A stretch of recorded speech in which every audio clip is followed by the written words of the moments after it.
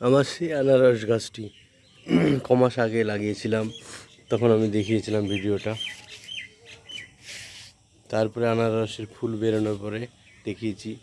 আজকে প্রায় পাকা পাকা, সে বিশাল সাইজের একটা আনারস প্রায় পেকে এসেছে, অর্ধেকটা রং ধরে গেছে লাল, সুন্দর একটা রং হয়েছে গাছের।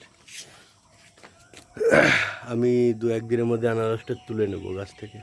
আর এই যে আনারসের যে গাছ নতুন চারা, এই যে প্রচুর 7খানা অলরেডি চারা হয়েছে, এই চারাগুলো আমি আবার বসাবো। দেখুন কত সুন্দর, সে বিখ্যাত যে আনারস বলেছিলাম কেরলের মিষ্টি জাতের আনারস, অনেক বড় সাইজের একটা আনারস, বিশাল বড় সাইজ, 1 কেজি সাইজ হবে।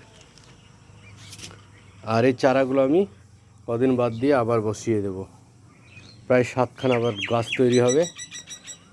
ভিডিওটা শেষ করলাম এখানে। ভালো লাগলে অবশ্যই লাইক করবেন, শেয়ার করবেন। ধন্যবাদ বন্ধুরা।